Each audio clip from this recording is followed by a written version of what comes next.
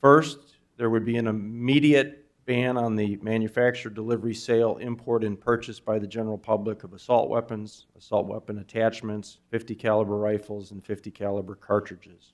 Current owners of weapons would have until January 1st of 2024 to obtain an endorsement for the FOID card, which would include the make, model, caliber, and serial number of each such 50 caliber rifle or assault weapon specifically listed in the bill that the person possessed on the effective date of the bill. It is important to note that a person with an endorsement can still only possess these weapons in certain particular places, on private property, at sports shooting venues, at firearms dealers, and the like. There's an immediate ban on the manufacture, delivery, sale, purchase, or possession of large capacity magazines. We have adopted a model that would reduce the number of rounds and ammunition for long rifles from the House proposal of 12 to 10, but allow for up to 15 rounds for handguns. Again, this is a model used in other states and consistent with manufacturing. The grandfather clause would apply to large capacity magazines as well, although I want to emphasize importantly, where you may have these devices is limited. Private property, sports shooting events, gun dealers, and the like. The problem and focus shouldn't be on guns or gangs for that matter. Gangs are the organizational structure, and guns are the weapon of choice that causes violence. Your job is to figure out the why. Why is there violence in all these communities?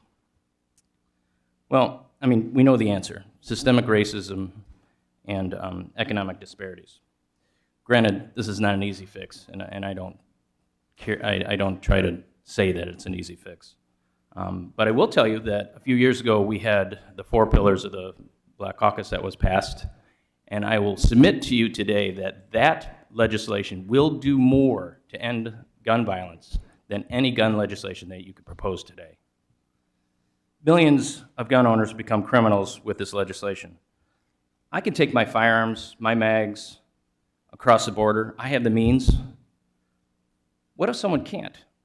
Where in this legislation is there money available to start to put the word out that, hey, you're going to be a criminal for lawfully possessing something today that will be criminalized tomorrow? Literally the day, probably I would assume if this passes within the week when the governor signs this. You're talking about the telescoping issue. For women, you have to be able to adjust that stock in order to get it to fit your smaller size, because generally they're built for men. The thumb hole and the pistol grip are also designed so that women can shoot more accurately and have a little bit more control over the firearm. So just that component alone, as a female hunter, looks as though it's attacking me and people who are like me. Something, and I'm going to give a trigger warning for this, but I think it's so important because I know a lot of you haven't experienced gun violence. But I'm going to give you a trigger warning. A woman sent this to me, and this is what my son's, it was at our same parade. This is what my son sounded like when he ran.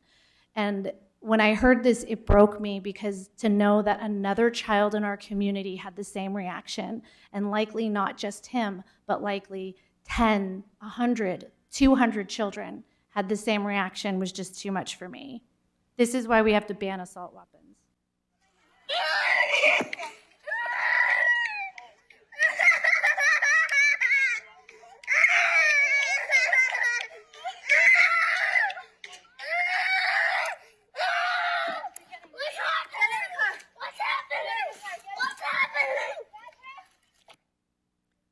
This is what it sounds when a child runs from an assault weapon. This is what happens when a child goes to a parade in our country.